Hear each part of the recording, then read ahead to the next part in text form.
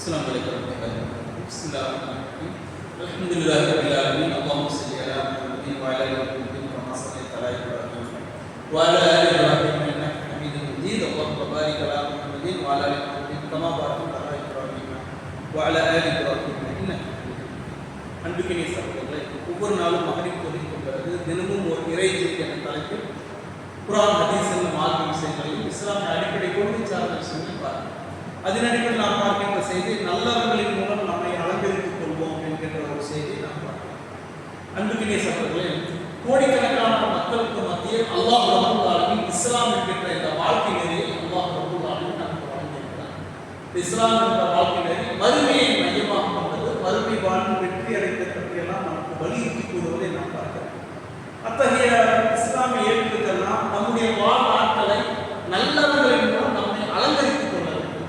அல்லாஹ் ரப்பல் ஆலமீன் யார் அதிகம் நல்லவர்களை கூறுகிறார்களோ அவர்களுக்கு நற்பேரும் நற்பாகியம் இருப்பதாக அல்லாஹ் ரப்பல் ஆலமீன் குர்ஆனில் நமக்கு கூறுகிறார்.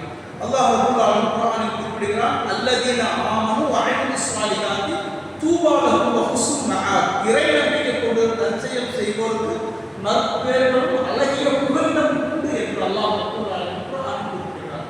நற்பேர், நற்பாகியம், அழகான தங்குமிடம், வாழ்க்கை வசதிகளும் அல்லாஹ்விடத்தில் உள்ளது என்பதை அல்லாஹ் ரப்பல் ஆலமீன் இந்த திருவசனத்தின் மூலம் நமக்கு அறிவுறுத்துகிறார். அத்தகைய நல்லறங்களில் மிக முதன்மையானது ஒவ்வொரு நாளும் தொழுகையின் மூலம் நாம் அல்லாஹ்வுக்கு செய்கின்ற சஜ்தாவாக இருக்கிறது. அல்லாஹ்வுடைய தூதர் அந்த சஜ்தாவை நமக்கு வலியுறுத்தி கூறுகிறார்கள். ஏனெனில் அல்லாஹ்வுக்கு ஒரு மனிதன், ஒரு முஸ்லிம் சிறமடைந்து சஜ்தா செய்யும் போது அவனுடைய தவறுகள் ஒன்று மன்னிக்கப்பட்டு அவனுடைய தகுதிகள் அல்லாஹ்வுக்கு உயர்த்தப்படுவதாக அல்லாஹ்வுடைய தூதர் குறிப்பிடுகிறார். இந்த செய்தி சஹீஹ் முஸ்லிம்ல பதிவு செய்யப்பட்ட செய்தி, 842வது செய்தி. சௌபான் ரலியல்லாஹு அவர்கள் அறிவிக்கிறார்கள்.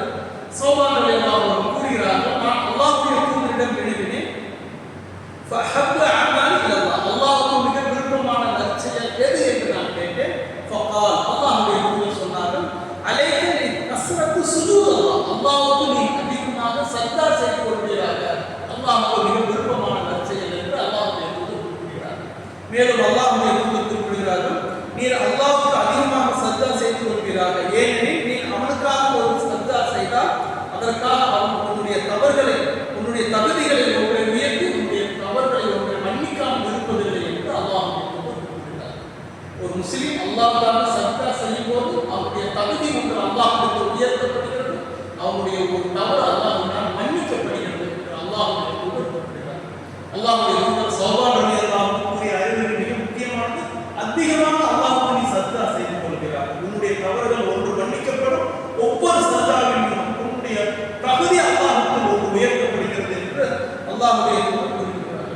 அல்லாஹ் ரப்பல் ஆலமீன் நமக்கு வழங்கிய வாழ்நாட்களில் ஒவ்வொரு நாளும் நல்லவர்களின் மூலம் நம்மை அலங்கரித்துக் கொள்ளுங்கள். நல்ல ஆடைகளை எப்படி ஒவ்வொரு நாளும் நம்மை அணிந்து கொண்டு நம்மை அலங்கரித்துக் கொள்கிறோம், அவரோட நற்செயல் மூலம் நல்ல அறங்களின் மூலம் நம்மை அலங்கரித்துக் கொள்ளக்கூடிய நன்மக்களாக இருப்போம். அல்லாஹ் ரப்பல் ஆலமீன் நற்பேரும் நல்வாழ்வும் இருப்பதாக குர்ஆனில் வாக்களிக்கிறான். அதை பெறக்கூடிய நன்மக்களாக அல்லாஹ் ரப்பல் ஆலமீன்